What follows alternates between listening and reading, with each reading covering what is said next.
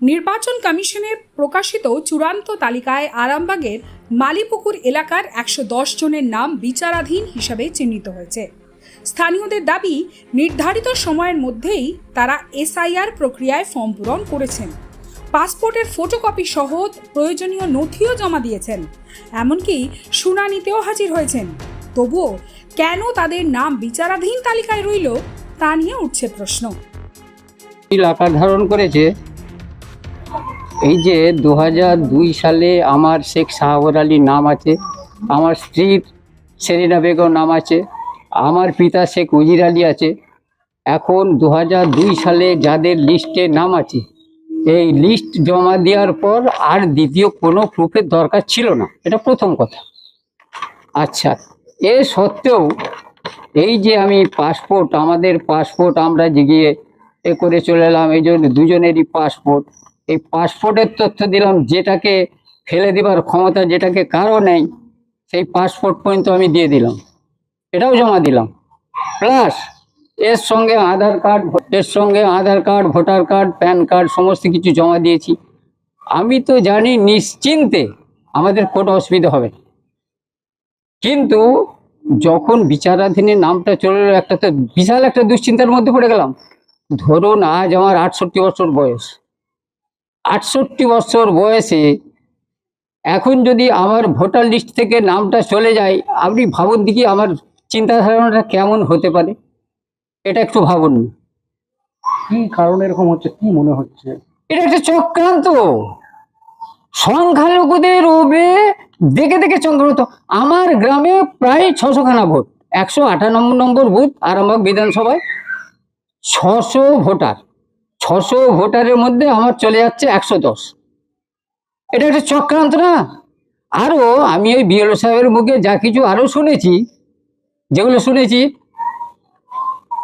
120 জন কি কোথাও 50 জন, 50 জনের মধ্যে 48 জন সংখ্যালঘু, 2 জন হিন্দু। কিন্তু 2 জন হিন্দু, 2 জন বেরিয়ে গেল, আর এই 48 জনের মধ্যে তার 47 জন বাতিল হয়ে গেল। ভোট না দেওয়ার জন্য? ইয়েস, সব থেকে বড় কথা, এখন সরকার আমাদিকে ভাবছে কি ভোটগুলো তো তৃণমূলে যাবে, একবারে স্যাঙ্গুইন যে এরা হলো তৃণমূলের ভোটার, অতএব এমন একটা চক্রান্ত করলেন উনি, ভোটগুলোকে মাইনাস করে দেবো, রাজ্যটাকে দখল করে নেবো। তারপরে দেখা যাবে এই যে বিচারাধীনী রাখলাম, তারপর দেখা যাবে কি হবে। সম্পূর্ণ চক্রান্ত, 100% এটা একবার। আপনারা কি চাইছেন এখন? এখন আমরা কি চাইবো? আমাদের তো কিছু ক্ষমতা নাই, এখন আমাদের তো কোনো কিছু করার নেই। আমরা বিএলও মনিরুদ্দিন মল্লিকের দাবি, তার মা 1952 সালে প্রথম সাধারণ নির্বাচনে ভোট দিয়েছিলেন। সেই পরিবারের সদস্যদের নামও বিচারাধীন তালিকায় থাকায় ভোটার লিস্টে নাম আছে, তারা আপনা চলে যাবে, তাদের কোনো অসুবিধা নেই। এমনকি যারা প্রয়োজনীয় ম্যাপিং দেখিয়েছে, অর্থাৎ বাবাকে বা মাকে, ঠাকুরদা ঠাকুমা, এদেরকে যারা প্রয়োজনীয় ম্যাপিং দেখিয়েছে তাদেরও চলে যাবে। তাদের শুধু একটা লিঙ্কেজ প্রুফ দেখাতে হবে যে ওইটাই যে আমার বাবা, তার যে কোনো একটা ডকুমেন্ট, তাতে তার আধার কার্ড হোক, প্যান কার্ড হোক, রেশন কার্ড হোক, যে কোনো একটা লিঙ্কেজ হলেই সে সরাসরি চলে যাবে, এই পর্যন্ত থাকে। তারপরে হঠাৎ করে বেশ কিছুদিন যাওয়ার পর আমাদের অ্যাপস, আমার বিএলও অ্যাপসে হঠাৎ করে দেখলাম প্রথমে এলো আপনার 88টার মতো এলো লজিক্যাল ডিসক্রিপেন্সি। এর আগে এই টার্মসটাই আমরা শুনিনি। লজিক্যাল ডিসক্রিপেন্সি ডিকশনারি খুলে দেখলাম, এর মানে হচ্ছে যৌক্তিক অসঙ্গতি। যৌক্তিক অসঙ্গতি ঠিক আছে, আসতে লাগলো। তারপর দেখলাম টোটাল 242 জন এলো এলডি, অর্থাৎ লজিক্যাল ডিসক্রিপেন্সি আন্ডারে হিয়ারিং এলো। এবার তাদের লজিক কি খুঁজলাম আমি, অনেকেরই দেখলাম লজিক, কোনো কিছুই লজিক খুঁজে পেলাম না, কি যৌক্তিক অসঙ্গতিটা কোথায়। আমি খোঁজ করে দেখলাম, তার ভেতরে প্রথম যেটা আমি দেখলাম আমার নিজের ক্ষেত্রেও এলডি কেসে আমার হিয়ারিং ফেলেছে। আমি আমারটা আগে দেখলাম যে আমার অসঙ্গতিটা কোথায় আছে। আমি 2002 সালের হার্ড কপি এবং বর্তমান যেটা খসড়া তালিকা বেরিয়েছিল, দুটো হার্ড কপি মিলিয়ে দেখলাম। যেহেতু হার্ড কপিগুলো বাংলাতে, হার্ড কপিতে আমার যে ভুল যেটা আমি দেখলাম, ভুল একটু খুঁজে পেলাম। ভুলটা ছিল কেরকম, তখন 2002 সালের লিস্টে ছিল মনির উদ্দিন, আমার নামটা হচ্ছে মনিরুদ্দিন মল্লিক, মনিরুদ্দিনটা একসঙ্গে লিখি, তখন আমার নামটা ছিল মনির স্পেস দিয়ে একটা উদ্দিন, তারপর মল্লিক, তার বর্তমানে মনিরুদ্দিন মল্লিক। ঠিক আছে, আমি ভাবলাম তাহলে এটা আমার অসঙ্গতি, আমি মেনে নিলাম। কিন্তু আমারই পার্টে বেশ কিছু জনের দেখলাম যেটা তাদের কোনো মানে ভুল নেই, মানে 2002 সালের লিস্টের সঙ্গে বর্তমান তালিকার কোনো ভুল নেই। ভুলটা কোথায় হয়েছে যে এআই দিয়ে যখন ট্রান্সলেট করি যে তখন অ্যাপস আমরা দেখছি যখন ওগুলো আপলোড করতে যাচ্ছি, যেমন একটা উদাহরণ দিচ্ছি, ইসলাম মির্জা একটা ফাইভ ক্লাস ছেলে, সেও ইসলাম মির্জা বানানটা ইংরেজিতে লিখবে ISLAM, মির্জা হবে MIRJA জে বা জেডে, কিন্তু সেটা এআই তাদের মানে এত বুদ্ধিমত্তা, মানে কি বলবো, সেটা দিয়ে ট্রান্সলেট করেছে, ইসলামটাকে করেছে ESLAM আর মির্জাটা করেছে MIJ, মির্জাটা হয়ে গেল মির্জা আর ইসলামটা হয়ে গেল ইসলাম, সেটাও লজিক্যাল ডিসক্রিপেন্সির আন্ডারে ফেলা হয়েছে।